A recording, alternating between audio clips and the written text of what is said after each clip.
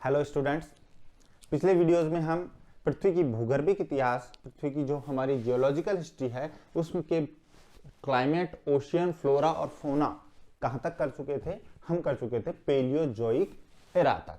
ठीक है, Palaeozoic era तक हम पिछले वीडियो में इसको इंक्लूड कर चुके थे। अब देखिए हम स्टार्ट करने जाएंगे पिछले वीडियोस से आगे का। अब हम लेंगे हम फेनोजोइक ईओन में ही मेसोजोइक एरा को। ठीक है, तो हम मेसोजोइक एरा से स्टार्ट करेंगे। आइए, वेलकम टू ऑल। मेसोजोइक पढ़ते हैं। मेसोजोइक, फेनोजोइक जो हमारा था, मैंने आपको बताया था फेनेरोन से बना है। फेनेरोन का मतलब होता है विजिबल लाइफ। तो यहाँ पे पहली बार हमें दृश्य जीवन दिखाई दिया था, जो हमने पहले डिस्कस किया था, यानी कि इसको बोला जाता है दृश्य जीवी। फेनोजोइक को क्या बोला जाता है? दृश्य जीवी। ठीक है, अब इसका हमने पहला जो एरा आपको बताया था वो बताया था पैलियोजोइक। और पैलियोजोइक का मतलब क्या था? पुराजीवी। तो उसमें क्यों? क्योंकि उसमें ओल्ड लाइफ दिखाई देती है, old life of animals and plants. ठीक है, तो वो हमें कहां दिखाई देती है? पैलियोजोइक में, पुराजीवी में। अभी हमारा क्या स्टार्ट हो रहा है? मेसोजोइक। तो हमें वो जीव दिखाई देंगे जो लगभग इस काल में मिडल जीव लाइफ में थे। तो मेसो मतलब होता है मिडल, एंड जोइक मतलब जून, जून से बना है, मतलब लाइफ। तो ये क्या है? Middle life. और मिडल लाइफ का मतलब मध्य है। तो इसको हिंदी में क्या बोला जाता है? मध्यजीवी। ठीक है, तो ये कौन सा कल्प है? मध्यजीवी कल्प। हिंदी में इसको मध्यजीवी कल्प बोलेंगे, मिडल लाइफ। ठीक है, तो मेसोजोइक जो था वो हमारा स्टार्ट हुआ था 25.2 करोड़ वर्ष पूर्व टू 6.6 करोड़ वर्ष पूर्व तक। ये मैं आपको बता चुका था। अब देखिए, इसका पहला पीरियड होता है हमारा Triassic, second Jurassic and third Cretaceous. 3 periods में इसको डिवाइड किया है। तो जो ट्रायसिक पीरियड जो हमारा है, ये क्यों बना था? मैंने बताया ट्राई मतलब 3। तो हमारे जो इंग्लैंड और जो यूके था, वहां पे हमें क्या था कि 3 अलग अलग तरीके की लेयर्स मिली थी चट्टानों की, एक के ऊपर एक। तो इससे यहाँ पे उस जगह से इसका, उस 3 परतों की वजह से इसका नाम ट्रायसिक रखा गया। ठीक है, और ये था 25.2 करोड़ वर्ष पूर्व से और 20.1 करोड़ वर्ष पूर्व तक। ठीक है, ट्रायसिक। तो ट्रायसिक देखिए, अब आप देखेंगे कि मैंने आपको जब पेलियोजोइक, आप पिछले वीडियो में देखेंगे कि जो पेलियोजोइक आपको मैंने पढ़ाया था, उस पेलियोजोइक में मैंने आपको बताया था कि लास्ट पीरियड जो था हमारा पर्मियन पीरियड, उस पर्मियन पीरियड में क्या हुआ था? पेंजिया जो था उसके निर्माण का लगभग पूर्ण हो चुका था। और उसी टाइम क्या था? पेंजिया निर्माण की गतिविधि के कारण ज्वालामुखीता भी हावी थी। और क्या हो रखा था वहां पे बहुत ज्यादा शुष्क वातावरण हो चुका था, जलवायु हो चुकी थी। दूसरा क्या था वहां पे? आपने देखा था वहां पे मास एक्सटिंक्शन हुआ था। ठीक है, तो मास एक्सटिंक्शन भी फेज थी। तो इसके साथ साथ जो पेंजिया का जो निर्माण हुआ था, जो हमारा पेंजिया का निर्माण पर्मियन में हुआ था, वो ट्रायसिक पीरियड में आते आते पूरा स्टेबिलिटी को गेन कर लेता है। क्या हो जाता है? स्थायी हो जाता है। और वहां पे कोई भी tectonic movement at the time बहुत कम हो रही होती है। ठीक है, इस वजह से पेंजिया कैसे बना था? पेंजिया हमारे लॉरूशिया और गोंडवाना की टक्कर से बना था। ठीक है, लॉरूशिया किससे बना था? एवोलोनिया, बाल्टिका और लॉरेंशिया मिले थे। ठीक है, तो ये उससे बना था। तो ट्रायसिक जो था, उस ट्रायसिक फेज में जब महाद्वीपीय स्थिरता की स्थिति हो गई, तो आप देखेंगे कि पूरा का पूरा जो हमारा पेंजिया जो बना था, वो पेंजिया हमारा पूरा एक महाद्वीप के रूप में ऐसे अवस्थित था। ठीक है, तो ये हमारा लॉरूशिया था, ये हमारा गोंडवाना था।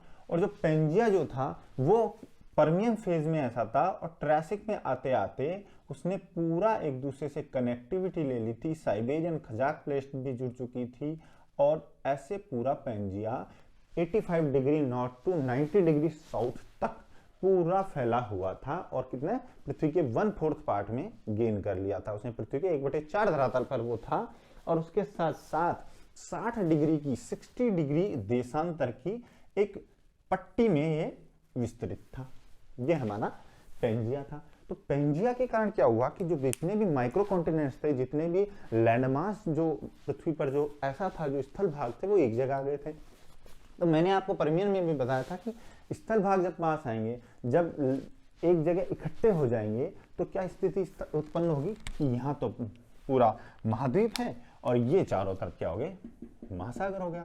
तो महासागरों से महाद्वीप की जो दूरी है वो दोस्तों बढ़ जाएगी। ठीक है, तो अंदरूनी भागों में क्या होगा, तट रेखाएं सीमित हो जाएंगी, तो अंदरूनी भागों में जलवायु जो है वो शुष्क होने लगेगी। क्यों होने लगेगी, क्योंकि महाद्वीपीयता का प्रभाव स्टार्ट हो जाएगा।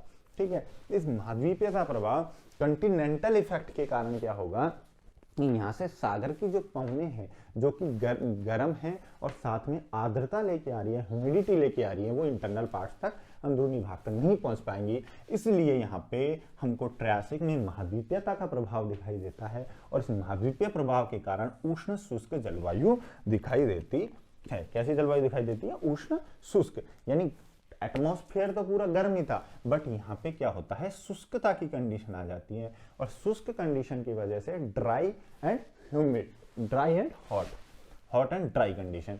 इस वजह से क्या होता है कि यहाँ पे अब हमें, जैसा आज हम देखते हैं अभी सर्दी चल रही है हमारी, ठीक है, गर्मी भी आती है, यहाँ पे वर्षा ऋतु भी आती है, वैसे ही क्योंकि भारत भी क्या है, महाद्वीपीयता प्रभाव को लेता है और स्पेशली नॉर्थ इंडिया में महाद्वीपीयता प्रभाव ज्यादा दिखा देता है। साउथ इंडिया में जो होता है ओशियनिक इफेक्ट ज्यादा होता है और यहाँ पे जो कंटिनेंटल इफेक्ट ज्यादा होता है।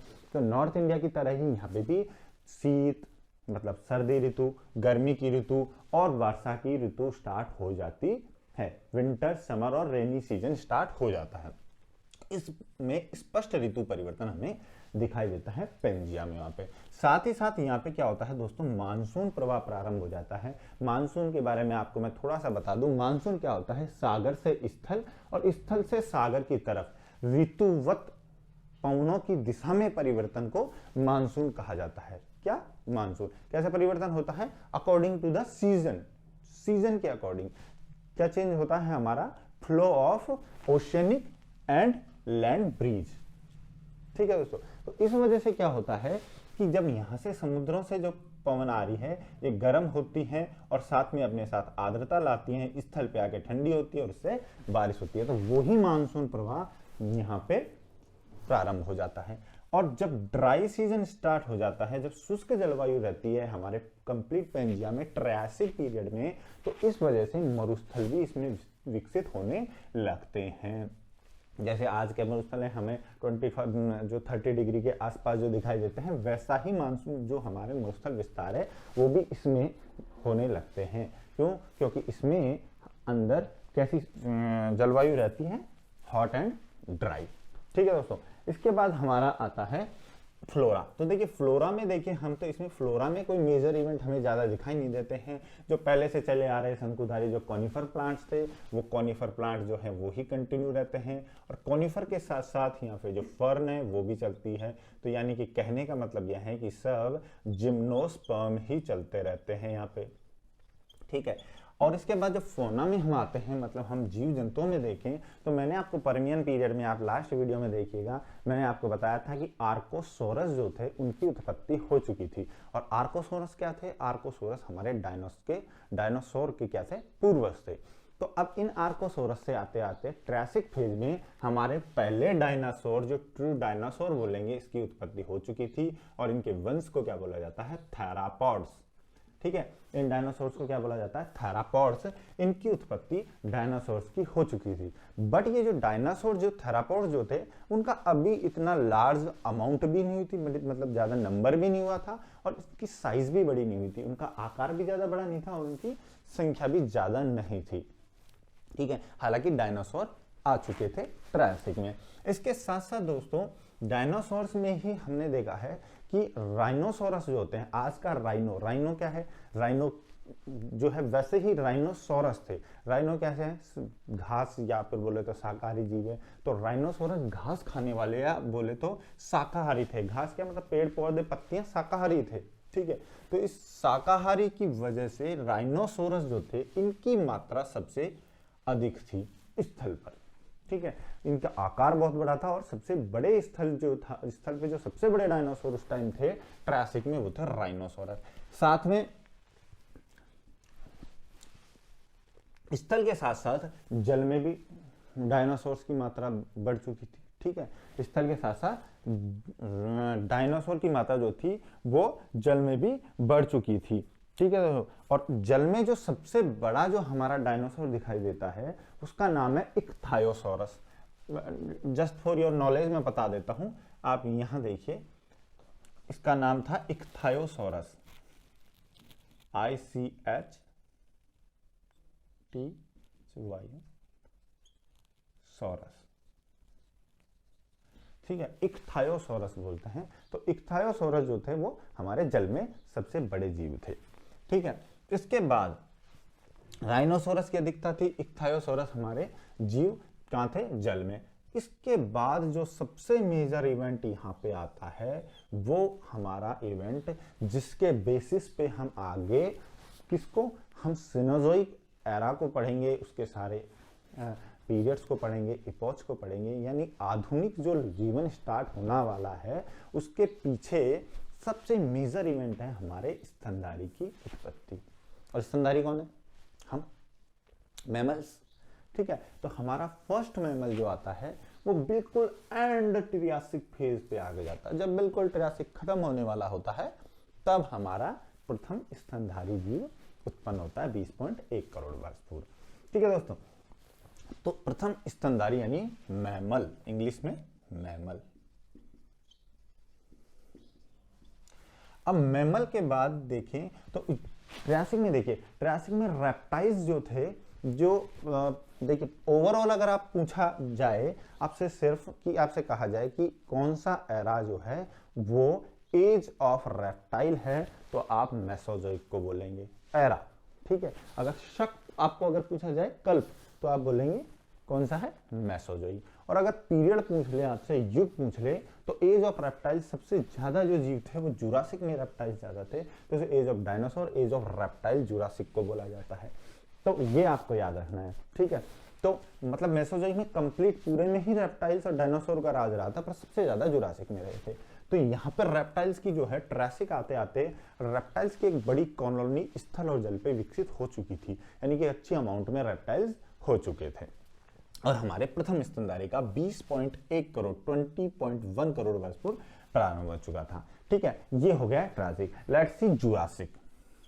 तो जुरासिक जो है, जो हमारा है वो 20.1 करोड़ वर्ष पूर्व से 14.5 करोड़ वर्ष पूर्व तक।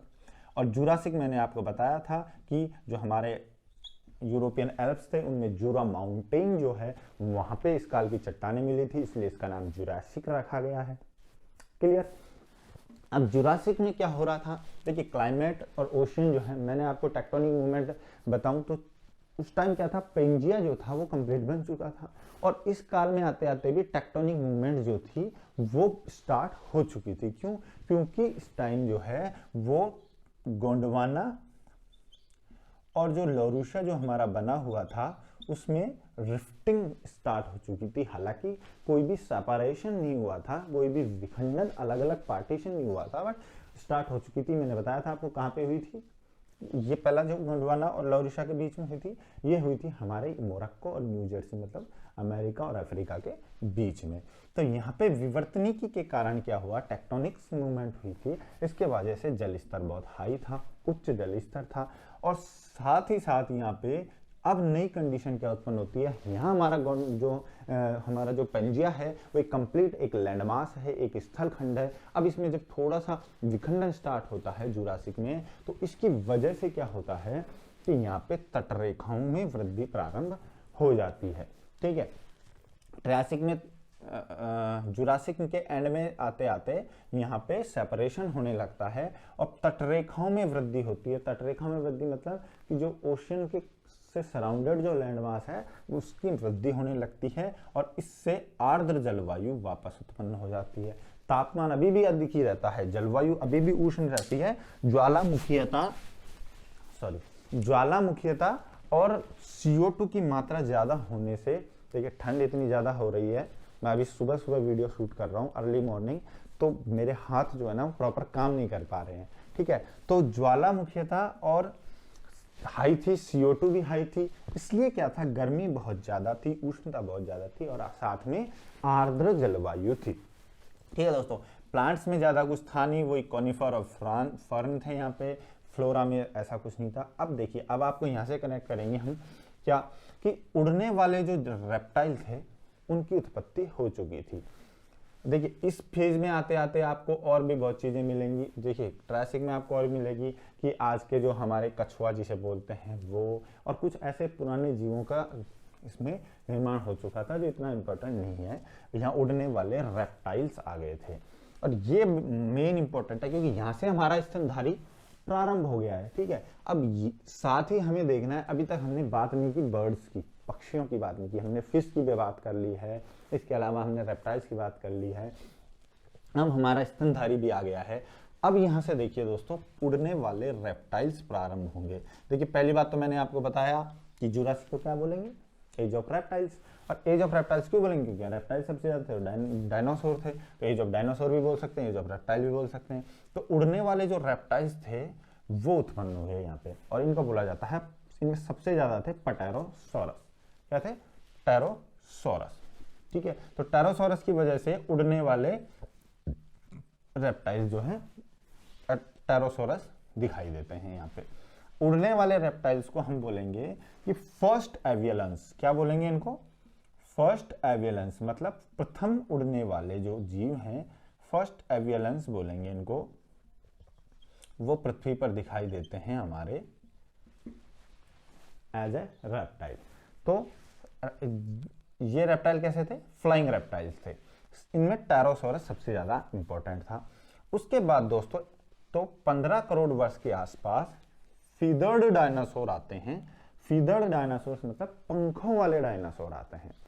पंखों वाले डायनासोर आपने जुरासिक जो है पीरियड, उसकी कई पार्ट्स में मूवी बनी है, उसमें से आप किसी पार्ट में जाके देखेंगे तो एक सीन में आपको दिखाई देता है, दो बच्चे होते हैं, उनको एक उड़ा के लेके जाने वाला रहता है और चारों तरफ लोग एक अम्यूजमेंट सा कर रहे होते हैं, उसके बीच में पानी में, तभी उड़ने वाले डायनासोर आते हैं। तो वो क्या थे, वो उड़ने वाले डायनासोर फीदर्ड डायनासोर्स थे। और इन फीदर्ड डायनासोर्स को का जो बोला जाता है प्रथम पक्षी, फर्स्ट बर्ड जो आया हमारा, ये आप देखेंगे तो ये आया हमारा उड़ने वाले डायनासोर। तो आपको पूछा जाता है कि पक्षी, प्रथम पक्षी की उत्पत्ति कब हुई थी, तो आप जुरासिक बताएंगे, मगर आप ये भी ध्यान रखें कि प्रथम उड़ने वाला पक्षी एक डायनासोर था, नॉट ए ट्रू बर्ड। कोई बर्ड जो निकले वो डायनासोर से ही निकले, और ये प्रथम पक्षी थे, उड़ने वाले डायनासोर थे।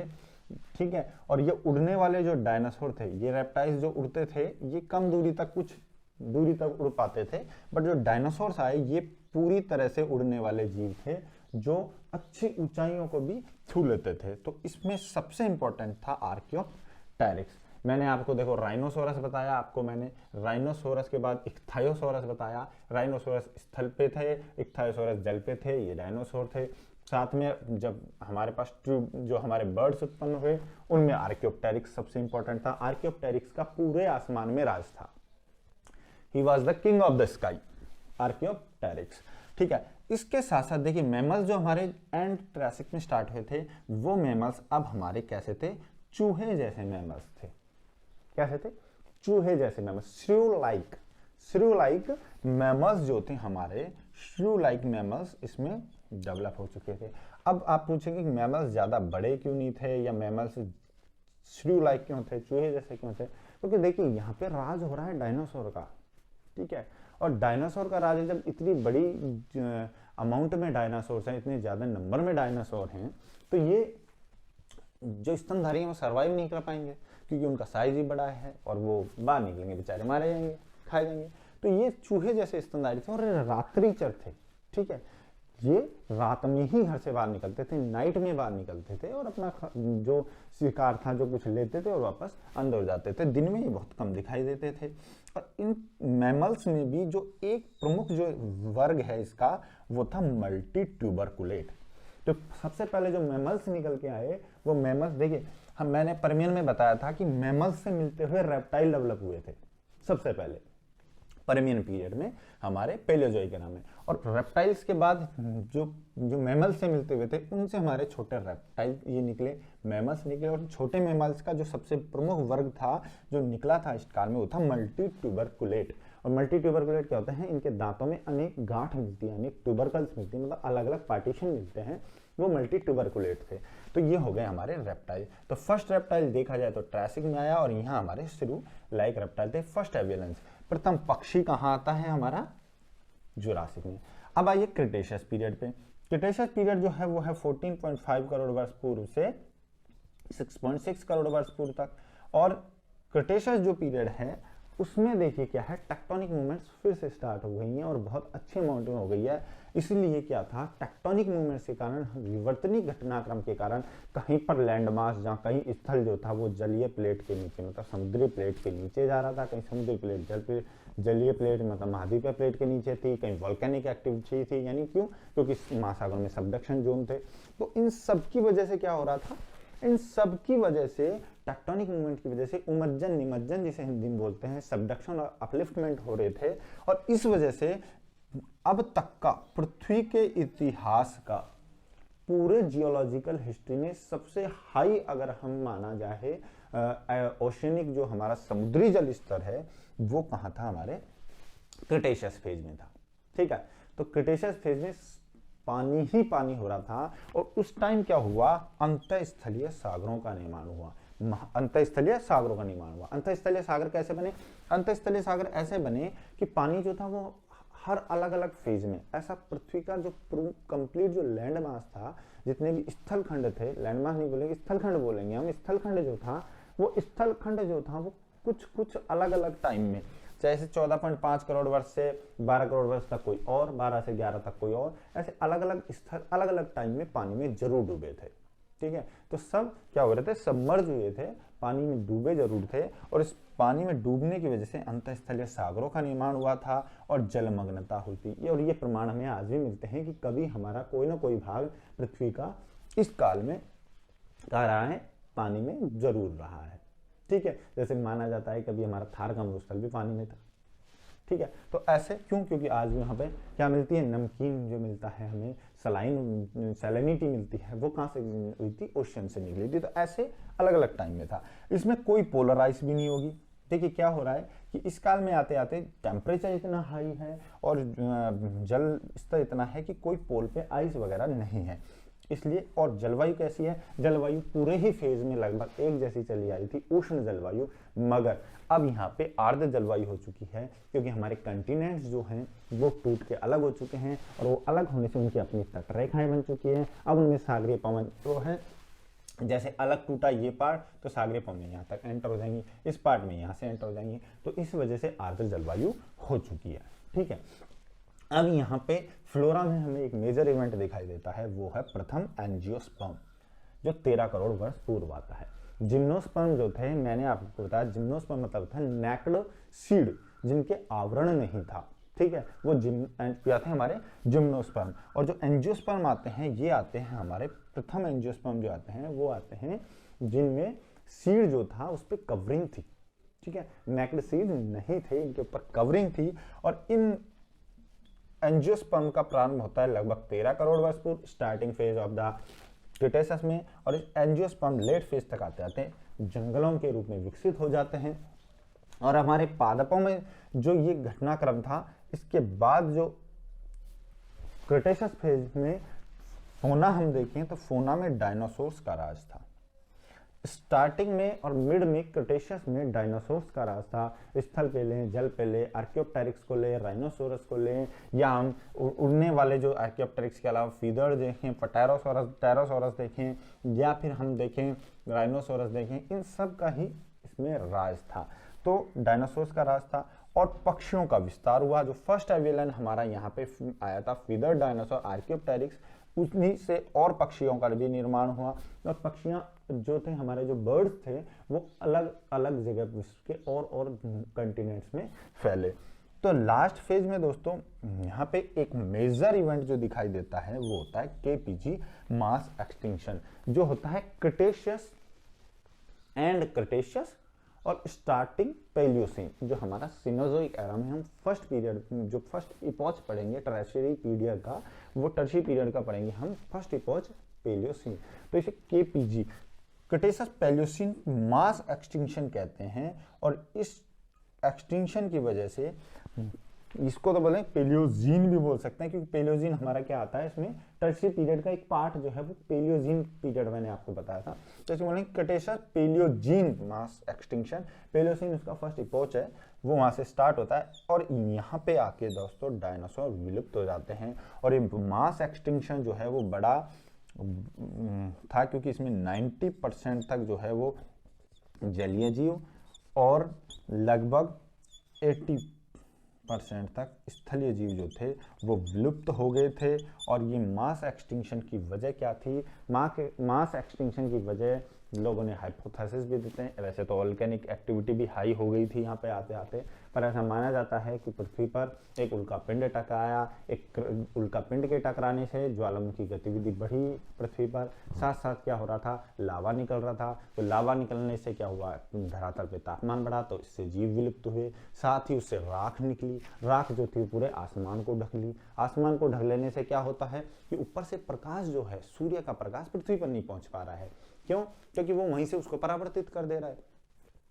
तो इस वजह से पृथ्वी पर क्या हुआ, लाइट जो थी, प्रकाश जो था, उसकी कमी हो जाती है और उससे हमारा फोटोसिंथेसिस जो है वो, प्रकाश संश्लेषण जो है वो बंद हो जाता है। अब प्रकाश संश्लेषण बंद हुआ तो पादप मरने लगेंगे, पादप मरने लगेंगे तो उन पे निर्भर जो शाकाहारी जीव थे वो मरने लगेंगे, शाकाहारी जीव मरेंगे तो मांसाहारी मरेंगे। तो इससे क्या कहेंगे कि फूड चेन जो थी हमारी वो पूरी डिस्टर्ब हो गई थी।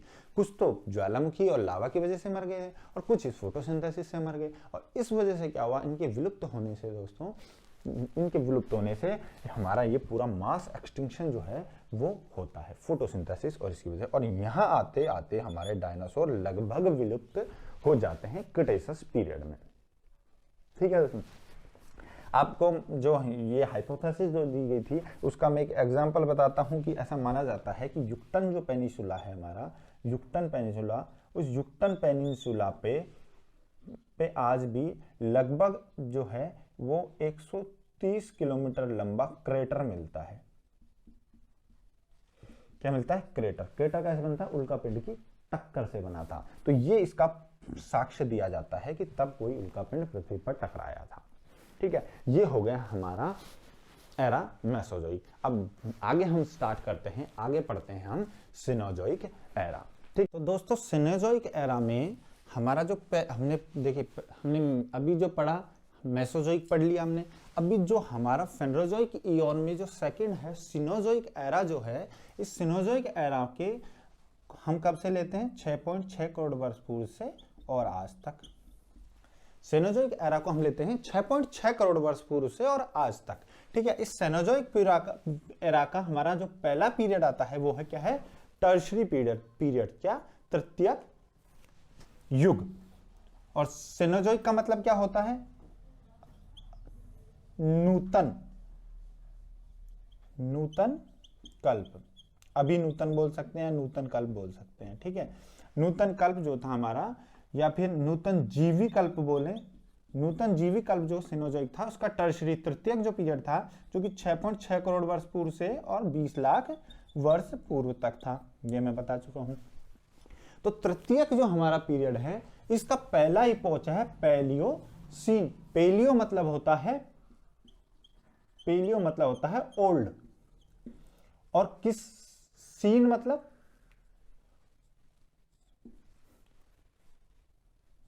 लाइफ या रिसेंट। तो ये ईओसीन को यहां पे लिया गया है, पेलियो और ईओसीन दोनों को मिला के बना गया है। और ईओसीन का ओल्ड रूप जो है वो पेलियोसीन है। ठीक है, यहां पे जो लिया गया है वो पेलियोसीन, पेलियो प्लस ईओसीन, मतलब ईओसीन जो इसके बाद जो पहुंचाने वाला है उसका पुराना रूप, old form of the Eocene. Old form of the Eocene is Palaeocene. ठीक है, और इसको हम क्या बोलते हैं? पूरा नूतन। नूतन जीवी जो हमारा कल्प है उसका पहला युग है पेलियोसीन, जिसको बोलते हैं पूरा नूतन। इसमें क्या हो रहा था? देखिए, हमने जो अभी जो मेसोजोइक पढ़ा, उस मेसोजोइक के हमारे क्रेटेशियस पीरियड के अंदर क्या हो रहा था? क्रेटेशियस पीरियड में मास एक्सटिंक्शन हुआ था, वोल्केनिक एक्टिविटी थी। और हमने बताया था, अभी आपको बताया मैंने आपको कि इसमें क्या हो रहा था। पेलियोसीन में मैंने ये बताया आपको कि जो हमारा क्रेटेशियस जो था उसमें क्या हो रहा था, धूम, एक उल्का पिंड टकराया था, तो उससे क्या हो रही थी, ज्वालामुखी एक्टिविटी हो रही थी। उस ज्वालामुखी एक्टिविटी के कारण क्या हो रहा था दोस्तों कि हमारा मास एक्सटिंक्शन हुआ था, डायनासोर विलुप्त हो रहे थे, तो उसकी वजह से बहुत ज्यादा क्या हो रहा था, वोल्केनिक एक्टिविटी हो रही थी और हमारा प्रकाश संश्लेषण बंद हो गया था। मगर इस फेज में आते आते प्रकाश संश्लेषण जो है हमारा वो फिर से स्टार्ट हो गया। पादप जो करते हैं प्रकाश संश्लेषण, फोटोसिंथेसिस फिर से हो गया और कोई भी आइस कैप इसमें नहीं थी। साथ ही क्या था, उस टाइम बहुत ज्यादा CO2 की मात्रा हो गई थी वोल्केनिक एक्टिविटी की वजह से, इसलिए उस समय अल्प क्या हो रही थी, अम्ल वर्षा हो रही थी, एसिड रेन हो रही थी क्रेटेसस में। वो एसिड रेन जो है वो भी इसमें बंद हो चुकी है। एसिड रेन जो है वो क्लोज हो चुकी है, एसिड रेन एंड हो चुकी है और उसके बाद हमारा प्रकाश संश्लेषण प्रारंभ हो गया है और अब जलवायु जो है वो आर्द्र भी है और उष्ण भी है। ठीक है, उष्ण आर्द्र जलवायु है। अब देखिए इस फ्लोरा में आए तो फ्लोरा में हमें मिलते हैं सघन वन। क्यों मिलते हैं पादप सघन वन? क्योंकि यहाँ पे आते आते डायनासोर विलुप्त हो गए हैं। हमने राइनोसोरस जो बताया आपको, राइनोसोरस जो थे वो शाकाहारी डायनासोर थे, तो वो डायनासोर जब विलुप्त हो गए हैं तो पृथ्वी पर अब शाकाहारी जीवों की जो है अभी संख्या भी कम है और जो है वो आकार में छोटे हैं, तो हमारे वनों को विकास होने का ज्यादा समय मिलता है। तो यहाँ पे हमारे सघन वन मिलेंगे, किसमें, इसमें। और साथ ही इसमें पहली चीज जो स्टार्ट होती है, एंजियोस्पर्म तो हमारा पहले भी आ चुका है, हमारा एंजियोस्पर्म आ चुका है, मगर इसमें जो आएगा वो आएगा फल युक्त पादप। अभी जो एंजियोस्पर्म हमारे जो पहले थे, इससे पहले उनमें बीज जरूर थे वो एंजियोस्पर्म, मगर यहाँ जो आएगा वो फल युक्त पादप आएगा और एंजियोस्पर्म की संख्या कंटिन्यू बढ़ेगी। ठीक है, फोना में क्या हो रहा है, फोना में देखिए हम लिंक करें इस चीज को कि उष्ण आर्द्र जलवायु है, डायनासोर विलुप्त हो चुके हैं, सघन वन बन चुके हैं, तो वन बने हैं तो क्या आएंगे, शाकाहारी जीव भी बढ़ेंगे। तो यहाँ पे आते आते शाकाहारी जीव जो थे वो और ज्यादा विकसित होने लगे थे और डायनासोर विकास होने का एक और फायदा हुआ, वो हुआ पक्षियों का विकास। जो हमारे जो पक्षी थे, हमने आपको पहले पढ़ा कि हमारा जो रेप्टाइल्स जो थे, पहले वो रेप्टाइल्स जो थे वो उड़ने वाले रेप्टाइल मिले और उनके बाद हमारे फीदर्ड क्या थे, डायनासोर, जो प्रथम पक्षी माने गए, फर्स्ट एवियलेंस माने गए। तो प्रथम पक्षी जो थे उसके बाद यहाँ पे पक्षियों का और विकास हुआ, क्योंकि डायनासोर विलुप्त हो गए थे। जो कुछ बचे कुचे थे वो भी स्टार्टिंग पेलियोसीन में ही विलुप्त हो चुके थे, केपीजी मास एक्सटिंक्शन की वजह से। ठीक है, क्रिटेशियस पेलियोजीन जो मास एक्सटिंक्शन था उसकी वजह से तो पक्षियों का विकास हुआ। अच्छा, यहाँ पे देखिए स्तनधारी तो हमारा पहले विकसित हो चुका था, पर डायनासोर के विलुप्त होने का यहाँ एक और फायदा मिलता है। फायदा क्या मिलता है कि जब डायनासोर विलुप्त हो गए तो उनका कंपटीशन जो था स्तनधारियों का डायनासोर के साथ वो समाप्त हो गया, उनके कोई कंपटीटर नहीं रहे। पहले उनको डर था डायनासोर का, क्योंकि वो रात में, इसीलिए दिन में बाहर नहीं निकलते थे, बाहर निकल जाएंगे तो वो उनका शिकार हो जाएंगे। मगर यहाँ आके क्या हुआ कि स्तनधारियों का विकास ज्यादा होता है, आकार भी बढ़ता है उनका। क्यों बढ़ता है? क्योंकि डायनासोर विलुप्त हो गए हैं, अब वो दिन में भी बाहर निकलने लगते हैं। ठीक है, तो डर नहीं है उनको, जब डर नहीं है तो बाहर निकलेंगे। ठीक है, तो इस वजह से स्तनधारियों का जब आकार भी बढ़ता है यहाँ पे और वो दिनचर हो जाते हैं।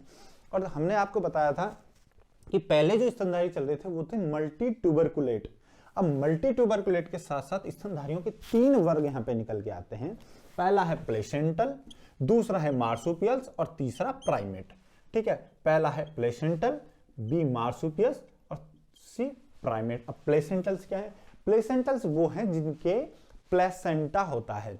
प्लेसेंटा क्या होता है? प्लेसेंटा जो है जिससे माँ और बच्चा इनके एक दूसरे के जो है न्यूट्रिशन जो देती है माँ बच्चे को, प्लेसेंटा के थ्रू देती है। ठीक है, तो प्लेसेंटल कॉर्ड होता है, तो यहाँ प्लेसेंटल्स मैमल्स है। दूसरा मार्सुपियल्स। मार्सुपियल्स कौन से होते हैं? जैसे कंगारू है, कौला है, आपने नाम सुना होगा ऑस्ट्रेलिया में कंगारू जो मिलते हैं, तो वो मार्सुपियल्स हैं, जो बच्चे को अपने को एक बोले तो बच्चा दानी टाइप एक होते हैं, थैला जैसी एक संरचना होती है, उसमें मार्सुपियल्स को रखा जाता है। ठीक है, मार्सुपियल्स उनमें अपने बच्चों को रखते हैं। तीसरा जो इसमें वर्ग निकल के आता है वो है प्राइमेट। प्राइमेट क्या होते हैं? प्राइमेट जो होते हैं दोस्तों वो होते हैं बंदर। प्राइमेट जो है, हम भी प्राइमेट से ही निकले हैं, जो होमोसेपियंस निकले हैं वो प्राइमेट से निकले हैं। तो प्राइमेट्स जो होते हैं वो बंदर जैसे जो जीव होते हैं, वो प्रथम प्राइमेट आता है 5.5 करोड़ वर्ष पूर्व। ठीक है, तो पहले प्राइमेट अगर पूछा जाता है तो वो निकल के आता है हमारा पेलियोसीन इपॉच में। ठीक है, तो हमारे पुरानोत्तर युग में आया प्रथम प्राइमेट। ये हो गया हमारा पेलियोसीन। अब आते हैं इयोसीन पे।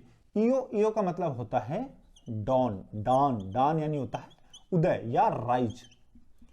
ठीक है, और सीन यानी होता है रिसेंट। डॉन यानी होता है, सीन यानी होता है रिसेंट।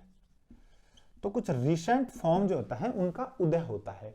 तो आज के जो रिसेंट फॉर्म ऑफ लाइफ जो है उसका उदय हो रहा है इयोसीन में आते आते। क्यों?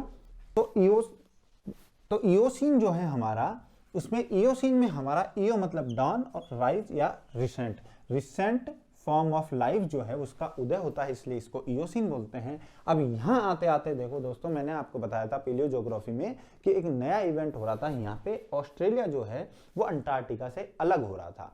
ऑस्ट्रेलिया और अंटार्कटिका जो है उसका सेपरेशन हो रहा था।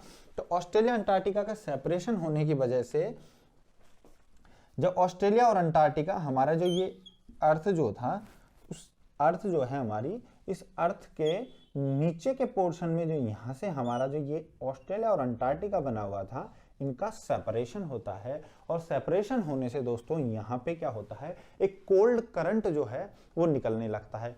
मतलब एक ठंडी जलधारा प्रवाहित होती है और उसकी वजह से समुद्र जो है उनका ताप गिरने लगता है। और समुद्र का ताप गिरने की वजह से अंटार्कटिका पे बर्फ जमती है। यहाँ तक कोई पोलराइज नहीं थी, यहाँ पे पोलराइज होती है। ये एक मेजर इवेंट यहाँ पे होता है और समुद्र के साथ साथ पूरा वैश्विक ताप निम्न होता है और इसी वजह से समुद्रों का जल स्तर भी डाउन होता है। यहाँ समुद्रों का जल स्तर ठीक था क्योंकि यहाँ टेक्टोनिक मूवमेंट्स का असर था।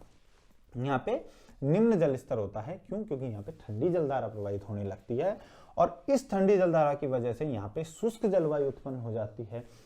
शुष्क जलवायु होती है और शीत जलवायु होती है। और इसलिए अब हमारे जो पहले से चले आ रहे जो एंजियोस्पर्म जो थे, जो सदाबहार वन चल रहे थे, वो पतझड़ी वन में बदल जाते हैं और पतझड़ी वन का विकास होता है। क्यों? क्योंकि उनको जलवायु के साथ अनुकूलन स्थापित करना होता है। जलवायु से वो क्लाइमेट से अकोमोडेशन करना चाहते हैं, इसलिए पतझड़ी वन विकास होता है। और साथ में क्या होता है, सबसे मेन चीज कि घास के स्थलों का विकास होता है। क्योंकि बड़े पेड़ जो है वो बन नहीं पा रहे हैं, पतझड़ी वन बन रहे हैं, तो यहाँ पे घास स्थल का विकास होता है दोस्तों।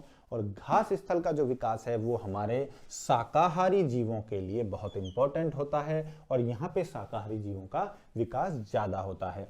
शाकाहारी जीवों में क्या है कि जैसे राइनो हैं, हमारे हॉर्स हैं, इनके सबके पूर्वजों का विकास यहाँ होना स्टार्ट होता है। और जो स्तनधारी हैं हमारे, वो भी अपना आकार बढ़ाने लगते हैं, तो स्तनधारियों का विकास भी होने लगता है। ठीक है, स्तनधारियों का भी विकास तेजी से होने लगता है।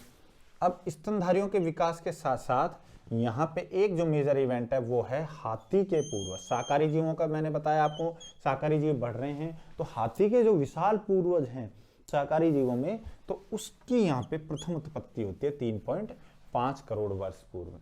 ठीक है, 3.5 करोड़ वर्ष पूर्व हाथी के पूर्वज जो हैं वो विशाल आकार वाले, उनका विकास होना स्टार्ट होता है।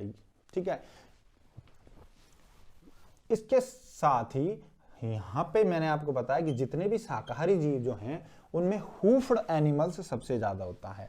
हूफ्ड एनिमल्स कौन से होते हैं? जैसे हूफ्ड एनिमल्स वो होते हैं जैसे हमारा घोड़ा है और हमारा बैल है, जैसे हमारा ऊंट है, जैसे कैमल है, तो उनके ऊपर एक हूफ होती है, एक उभार होता है, उठी हुई संरचना होती है। राइनो है, घोड़े हैं, हॉर्स जिसे बोल रहे हैं, या ऐसे जो हमारे जो हूफ्ड एनिमल्स हैं इनका विकास होता है। और ये भी क्या थे? मैमल्स ही थे अधिकतर। और इन मैमल्स को क्या बोला जाता है? अंगुलेट। तो मैंने आपको मल्टी ट्यूबरकुलेट बताया, प्लेसेंटल से बताया, मार्सोपियल से बताया, आपको प्राइमेट बताया, अंगुलेट्स बताया। तो ये हूफ्ड एनिमल्स यहाँ पे सबसे ज्यादा होते हैं इयोसीन इपॉच के अंदर। तो मेजर इवेंट क्या है? घास स्थलों का विकास और शाकाहारी जीवों की अधिकता और हाथी के पूर्वज। अब आता है ओलिगोसीन। ओलिगोसीन जो है, इयोसीन को हम क्या बोल रहे हैं? आदि नूतन। और ओलिगोसिन को अधिनूतन। तो ओलिगोसिन जो हमारा है, ओलिगोस मतलब होता है फ्यू, ठीक है, ओलिगोस मतलब फ्यू होता है, और फ्यू और सीन मतलब होता है रिसेंट। तो few recent form of life, इसका मतलब ये हुआ few recent form of life, आधुनिक जीवन के कुछ प्रकार यहां पे उत्पन्न होता है, इसलिए ओलिगोसिन नाम रखा गया है। ओलिगो का मतलब होता है फ्यू, ओलिगो का मतलब होता है फ्यू, ठीक है।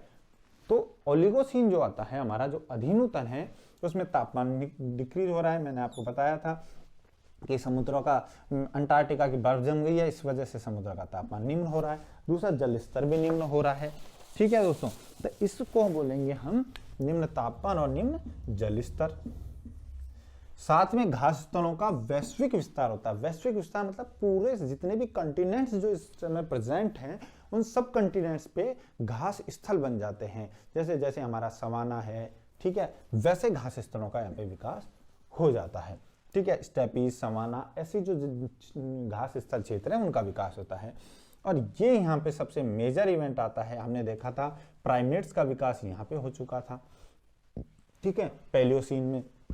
और जो हमारा ओलिगोसीन आ रहा है, इस ओलिगोसीन में पहला इवेंट आता है कि यहाँ पे प्रथम पूंछधारी बंदर का विकास होता है।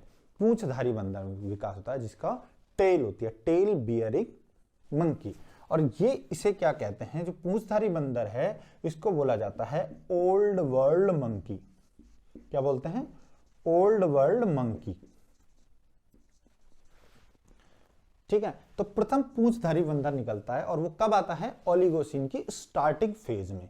ओलिगोसिन की स्टार्टिंग फेज में जो है वो निकल के आता है प्रथम पूंछधारी बंदर, और लेट फेज तक आते आते यहां से पूंछ विहीन बंदर निकल के आते हैं।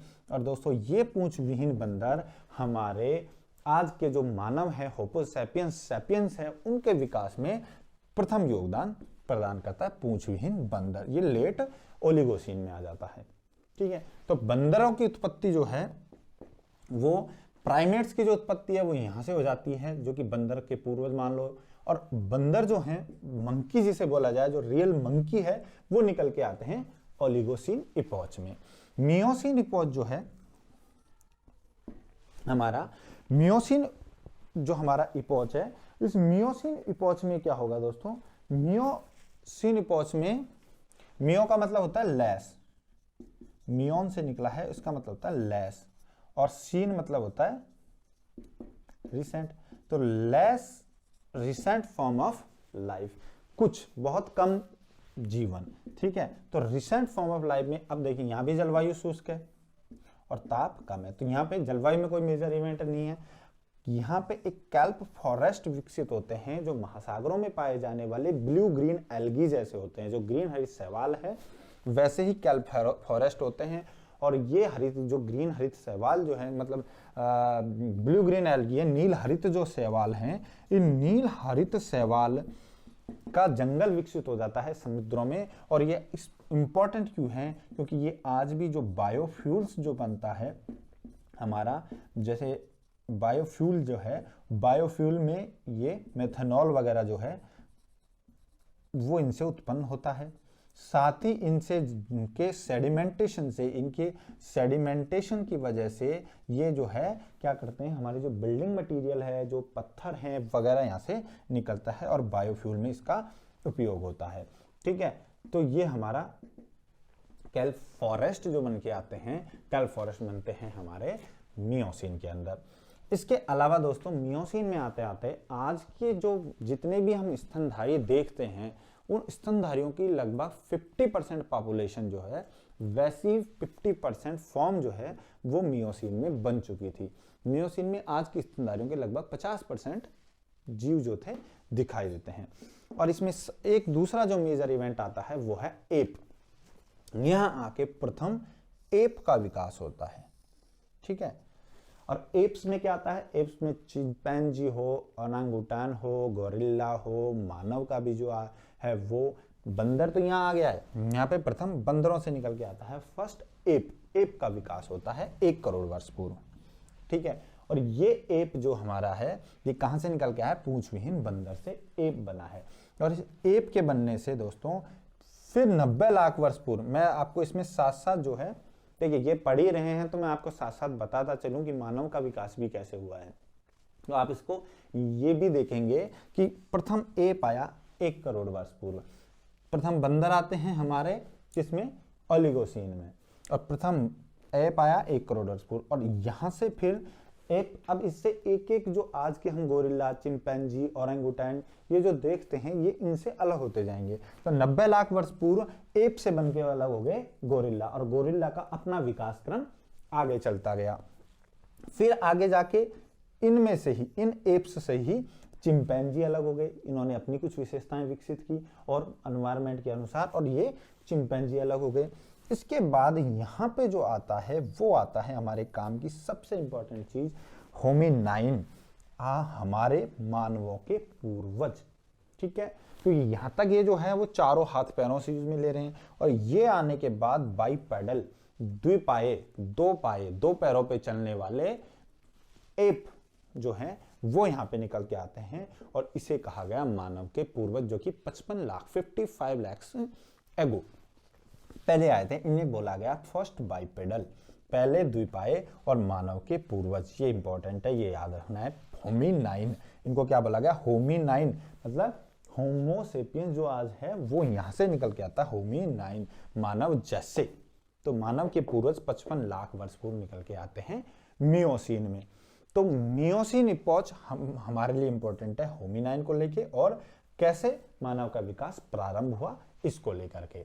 अब हमारा अगला जो हम वो लेते हैं, इपोच जो लेते हैं, अगला इपोच हम लेते हैं एनोजोइक एरा के हमारे टर्शियरी पीरियड में ही, जो हमारा फिफ्थ जो हमारा इपोच आता है, 5वां जो इपोच आता है प्लियोसीन, ठीक है। तो प्लियोसीन जो हमारा आता है वो है, इसको हिंदी में बोलते हैं अतिनूतन। अतिनूतन जो हमारा युग है ये निकला है प्लियोन से, और प्लियोन का मतलब होता है मोर, और सीन का मतलब होता है रिसेंट। तो more recent form of the life, जीवन के और नवीनतम प्रकार। तो more recent form of life प्लियोन से निकला है।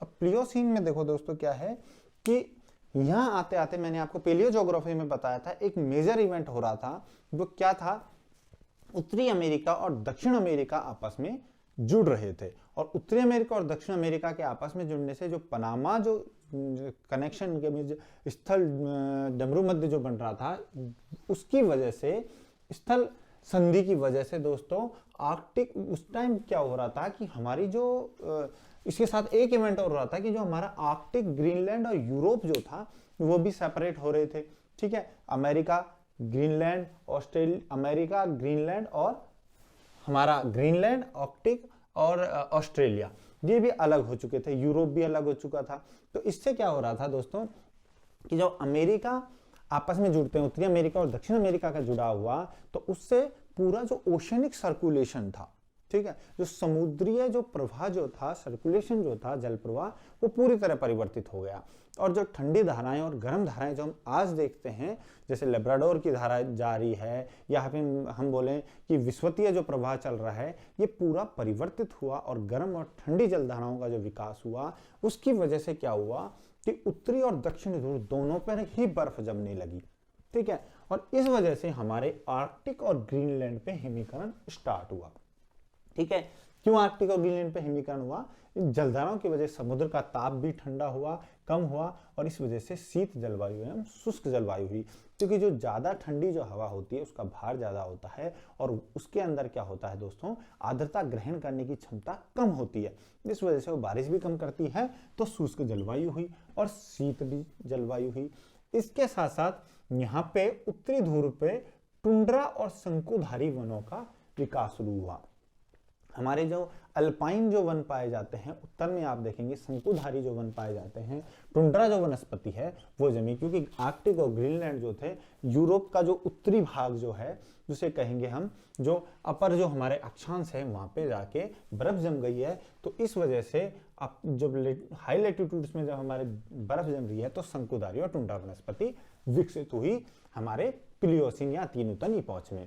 यहाँ देखो मैंने आपको पहले बताया था कि हमारे इयोसीन काल में जो हाथी जो थे उनके क्या पूर्वज विकसित हो गए थे 3.5 करोड़ वर्ष पूर्व, और यहाँ पे हमारे बिल्कुल आज के हाथी जैसे जीव विकसित हो चुके थे, इन्हें दिया गया मस्टोडॉन्स। ठीक है, मस्टोडॉन्स का विकास हो चुका था। मस्टोडॉन्स जो थे हमारे बिल्कुल आज के हाथी जैसे जीव थे। ठीक है, और इनसे ही निकल के आता है हमारा प्रथम मैमथ। आपने मैमथ का नाम खूब सुना होगा, आपको हॉलीवुड की मूवी आपने देखी होगी 10,000 BC। ठीक है, 10,000 BC में वो जिस मनक का शिकार करते हैं वो मैमथ ही होता है। ठीक है, तो उस मैमथ का जो था वो कब निकल के आया था, 50 लाख वर्ष पूर्व। और इसके जो जीवाश्म जो है आज भी हम जो जीवाश्म निकल के आते हैं, जो हमारे नॉर्थ जो आर्कटिक जो है वहाँ के आसपास यूरोप के उत्तरी भाग में हमें निकल के आते हैं, वो लगभग 4000 वर्ष पूर्व तक के निकल के आते हैं। यानी कि मैमथ जो थे वो 50 लाख वर्ष पूर्व से 4000 वर्ष पूर्व तक जीवित थे, पर 10,000 वर्ष पूर्व तक इनकी आबादी अच्छी थी। बाकी तो कहीं कहीं जीवाश्म मिलते हैं। तो ये मैमथ थे हमारे। और दोस्तों यहाँ पे जो एक प्रमुख इवेंट होता है वो है प्रथम मानव। प्रथम मानव जिसे कहा जाता है, पहले होमिनाइन थे हमारे मानव जैसे जो थे वो निकल के आते हैं, पर जो ट्रू जिसे हम कहें कि ट्रू बाइपेडल जिसे कहें, वास्तविक दुपाए जो कहें, वो ट्रू बाइपेडल जो है वो निकल के आता है हमारा यहाँ पे प्रथम मानव 42 लाख वर्ष पूर्व। ठीक है, होमिनाइन के बाद आता है ये प्रथम मानव। अभी भी हमारा होमियो वंश स्टार्ट नहीं हुआ है, पर एप्स का इतना विकास हुआ है कि वो मानव जैसे दिखाई देते हैं और वो 42 लाख वर्ष पूर्व होते हैं। और ये ट्रू बाइपेडल थे, ये दो पैरों पे ही चलते थे, हाथों को हाथों की तरह काम में लेते थे, पैरों को पैरों की तरह, जो चारों हाथों पैरों से नहीं चलते थे, ये बाइपेडल थे। और इसका नाम था ऑस्ट्रेलोपिथेकस। मानव के विकास की जो सेकेंड कड़ी निकल के आती है वो है ऑस्ट्रेलोपिथेकस। होमिनाइन के बाद ऑस्ट्रेलोपिथेकस आते हैं 42 लाख वर्ष पूर्व। ये प्रथम मानव था। अब आता है हमारा प्लिस्टोसिन। प्लिस्टोसिन का मतलब होता है अत्यंत नूतन, बहुत ही नया, बिल्कुल रिसेंट। ठीक है, और ये हमारे क्वाटरनरी पीरियड का फर्स्ट इपॉच है। क्वाटरनरी चतुर्थक पीरियड जो स्टार्ट होता है हमारा 20 लाख वर्ष पूर्व से और आज तक। टर्शरी कब एंड हो गया हमारा? टर्शरी एंड हो गया 6.6 करोड़ वर्ष पूर्व से और 20 लाख वर्ष पूर्व तक। और 20 लाख से क्वाटरनरी स्टार्ट हुआ है, चतुर्थक हमारा पीरियड स्टार्ट हुआ है, चतुर्थक हमारा जो युग स्टार्ट हुआ है उसका ये इपॉच जो है अत्यंत नूतन शक जो है हमारा, इस अत्यंत नूतन शक में प्लिस्टोन से निकला है। और प्लिस्टोन का मतलब होता है, ग्रीक वर्ड है सब, इनका मतलब होता है मोस्ट, और सीन यानी रिसेंट। तो most recent form of the life जो है वो प्लिस्टोसिन में देखने को मिलती है। और प्लिस्टोसिन हमारा कब चलता है? 20 लाख वर्ष पूर्व से और 10,000 वर्ष पूर्व तक। अब इसमें देखिए दोस्तों, अब मैं आपको बता चुका था कि पूरा ओशियनिक सर्कुलेशन चेंज हो गया है, ऑस्ट्रेलिया अंटार्कटिका जो है वो अलग हो चुके हैं, आर्कटिक ग्रीनलैंड अलग हो चुके हैं, और लगभग आज के जो महाद्वीप हैं वो प्लिस्टोसिन में हमें दिखाई देते हैं। जैसा आज है वैसी स्थिति बनती है। प्लिस्टोसिन के स्टार्टिंग से और अब तक हमारे जो महाद्वीप हैं वो लगभग 70 से 100 किलोमीटर की डिस्टेंस ही तय कर पाए हैं, इससे ज्यादा टेक्टोनिक मूवमेंट नहीं हुई है। और होलोसीन में तो बिल्कुल टेक्टोनिक मूवमेंट लगभग बंद है। तो प्लिस्टोसिन में हिमयुग का प्रारंभ होता है, और जो हिमयुग जो हमारा आया है वो हिमयुग कैसे आया है हमारा? 11 मेजर इवेंट हुए थे हिमयुग के। मेजर इवेंट ऐसे कि पृथ्वी पर अलग अलग टाइम में अलग अलग जगह हिमयुग आया था। ऐसे टोटल 11 मेजर इवेंट्स जो है वो हमारे हिमयुग थे, और ये हमारा लास्ट सबसे आखिरी हिमयुग था, हमारा सबसे आखिरी हिमयुग था। क्यों था? क्योंकि ओशनिक सर्कुलेशन चेंज की वजह से बहुत अधिक ठंडी जलधाराओं की वजह से समुद्र जमने लगा, साथ साथ महासागर जमने लगे, महाद्वीप जमने लगे, और महासागर महाद्वीपों के जमने के साथ साथ यहाँ पे शीत जलवायु हुई, शीत जलवायु के साथ साथ शुष्क जलवायु हुई, और इस शीत शुष्क जलवायु के बाद वापस जो हिमयुग जो था वो अलग अलग टाइम में अलग अलग जगह हुआ। इसलिए यहाँ कोई ज्यादा मास एक्सटिंक्शन नहीं देखने को मिलेगा, क्योंकि एक साथ पूरी धरती नहीं जमी थी, हर टाइम में अलग अलग जमी थी।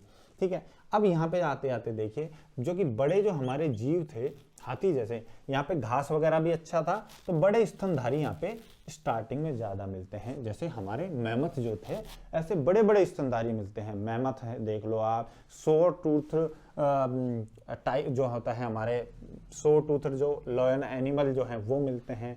और इसके अलावा हम देखें तो स्लॉथ बियर है, ऐसे मिलते हैं।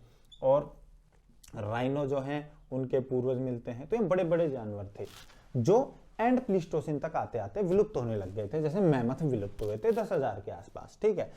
इसके बाद हमारा जो ऑस्ट्रेलोपिथेकस था वो प्रथम मानव था, और हमारा ऑस्ट्रेलोपिथेकस के बाद जो प्रथम हमारा जो आधुनिक जो हम मानव जो है वो निकल के आता है यहाँ पे होमियो वंश का। होमियो जीनस जो है हमारा वो प्रारंभ होता है कहाँ, प्लीस्टोसिन में आके, और यहाँ से होमियो जीनस की उत्पत्ति होती है। यहाँ तक हम ऑस्ट्रेलोपिथेकस है, ये होमियो नहीं है। होमिनाइन के बाद और होमियो के बीच की स्टेज क्या है, ऑस्ट्रेलोपिथेकस। हालांकि ये प्रथम मानव ही माने जाएंगे क्योंकि ट्रू बाइपेडल थे, ठीक है। तो इसके बाद जो हमारा होमियो जीनस निकल के आया है, उस होमियो जीनस का कैसे विकास हुआ है दोस्तों, पहले निकल के आता है होमियो हैबिलिस, ठीक है। जो होमियो वंश का जो पहला आया था वो होमियो हैबिलिस था, तो कुछ कुछ ऐप जैसा दिखाई देता था, ठीक है। फिर होमियो इरेक्टस आया। होमियो इरेक्टस का मतलब है इसका जो स्पाइनल कॉर्ड है वो बिल्कुल इतना सीधा हो गया था, रीढ़ की हड्डी के बिल्कुल सीधा होकर चलने लगा था, झुकाव नहीं था। Homeo erectus. फिर आता है होमियो हिडलबर्गजेनेसिस, तीसरा आता है होमियो हिडलबर्गजेनेसिस, और फाइनली हमारा निकल के आता है 2 लाख वर्ष पूर्व होमियो सेपियंस, जिसे आधुनिक मानव कहेंगे। और इस आधुनिक मानव के बाद हमारा वास्तविक आधुनिक मानव माने जो बिल्कुल आज के जैसे मानव की तरह था वो था होमो सेपियंस। वो निकल के आता है 45,000 वर्ष पूर्व। मतलब आधुनिक मानव था, उस आधुनिक मानव में होमो सेपियंस था, और जो हमारा सबसे अत्याधुनिक जो मानव था, जो सबसे रिसेंट जो फॉर्म थी, जो आज के मानव की जैसी स्थिति है, वो था होमो सेपियंस सेपियंस। हम किस में आते हैं, होमो सेपियंस सेपियंस में, वो 45,000 वर्ष पूर्व निकल के आता है, ठीक है।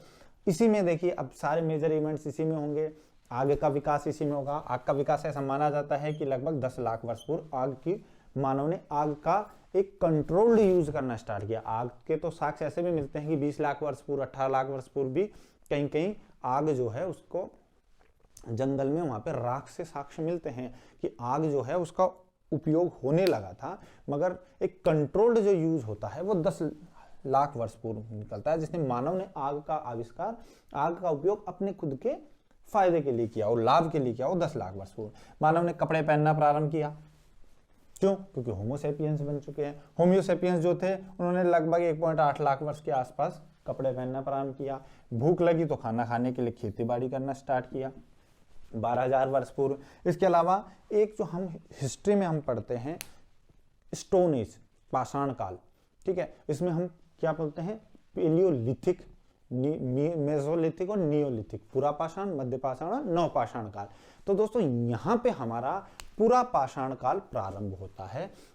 कब? 2 लाख वर्ष पूर्व से, इससे हमारे 20 लाख वर्ष पूर्व से 10,000 वर्ष पूर्व के बीच में पूरा पाषाण काल प्रारंभ भी यही होता है और अंत भी 10,000 वर्ष पूर्व पे आते आते हमारे पूरा पाषाण काल का हो जाता है, ठीक है। ये स्टोन एज थी, क्योंकि यहाँ स्टोन के पत्थर वगैरह, जो स्टोन पत्थर जो थे इनसे हथियार वगैरह बनाए जाते थे, खेती के उपकरण बनाए जाते थे, तो ये हमारा स्टोन एज है। यहाँ आते आते यहाँ तक हमारा कोई मेटल यूज में आने के कोई साक्ष्य भी नहीं मिलते हैं। तो ये स्टोन एज यहाँ पे स्टार्ट होती है, किसमें? हमारे प्लीस्टोसिन इपॉच के अंदर।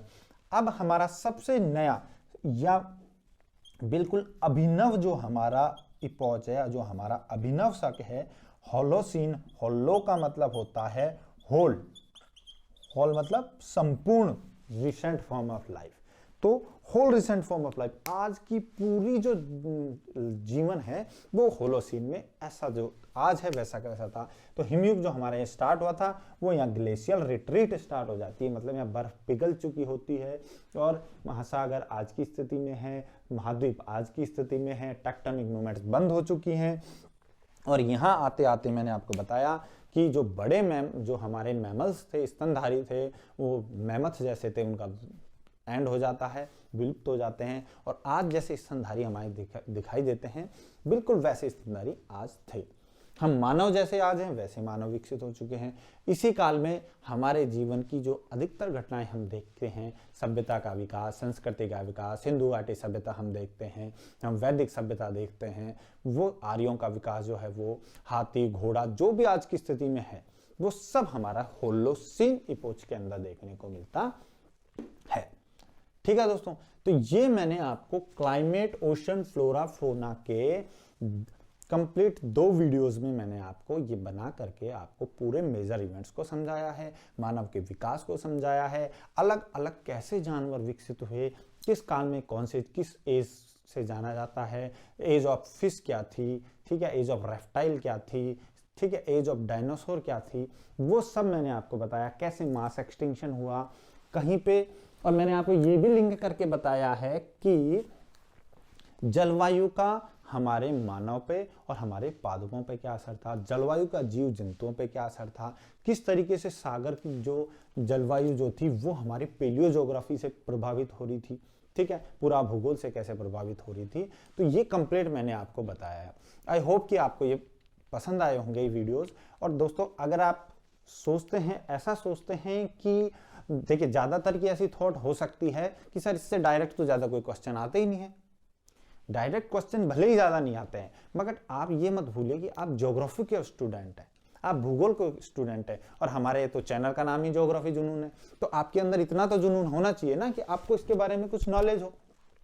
आप भूगोल के स्टूडेंट हैं, ठीक है, और आपसे कोई भी इस पूरी पृथ्वी पे जो भी चीजें हो रही हैं उससे संबंध में कुछ भी पूछा जा सकता है, मौसम के बारे में कुछ भी पूछ सकता है, कोई भी आके कह सकता है भाई बारिश क्यों होती है, ठीक है। अब आपको अगर ये नहीं पता है तो क्या होगा कि आपको तो भूगोल आता ही नहीं है, ठीक है।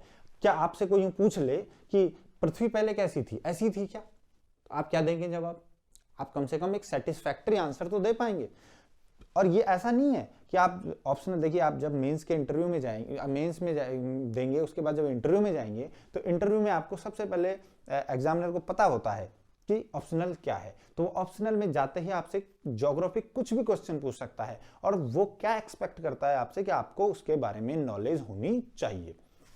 तो आप इसको इस तरह ना लें कि हमें सिर्फ एग्जाम पॉइंट ऑफ व्यू से पढ़ना है, आप ये भी लेके चलें कि ये हमें नॉलेज पॉइंट ऑफ व्यू से भी ध्यान में रखना है, और इससे हम आगे लिंक भी कर सकते हैं और ज्योग्राफी के टॉपिक्स को।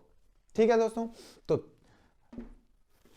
आज के लिए इतना ही, ठीक है। अगले वीडियो में आपको नए टॉपिक के साथ मिलूंगा, और दोस्तों मैं जल्दी इसका एक वीडियो डालने वाला हूं जिसमें हमने जो पीछे के जो 2 टॉपिक्स किए हैं, origin of earth and geological history, और ये हमारा जो टॉपिक था, ठीक है, इस टॉपिक को हम क्वेश्चंस की फॉर्म में भी तैयार करेंगे। मैं आपको मोस्ट इंपॉर्टेंट क्वेश्चंस बताऊंगा, नए नए क्वेश्चंस की फॉर्म बताऊंगा, और उससे एक अच्छा रिवीजन भी तैयार होगा, और वो क्वेश्चंस आपके एग्जाम के लिए भी अच्छे होंगे। क्योंकि पहले के जो क्वेश्चंस मैं देखे हैं प्रीवियस ईयर्स में भी इनमें से कुछ डायरेक्ट क्वेश्चंस आए हैं। पीसीएस में देख लें, लोअर पीसीएस में देख लें आप, या आप टीजीटी पीजीटी में देख लें, या जो Rajasthan first grade second grade है, आरपीएससी है, आरएएस वगैरह में, सब में इसमें से क्वेश्चन आए हुए हैं। ठीक है दोस्तों, तो मिलते हैं अगले वीडियो में। अब तक के लिए इतना ही, और दोस्तों चैनल को सब्सक्राइब करना ना भूलें और बेल आइकन बटन को जरूर दबा लें। अगले वीडियोस भी बहुत इंपॉर्टेंट होने वाले हैं। अगर आपको वीडियो पसंद आ रहा है तो लाइक कीजिए, दोस्तों से शेयर कीजिए, और मिलते हैं अगले वीडियो के साथ। Thank you.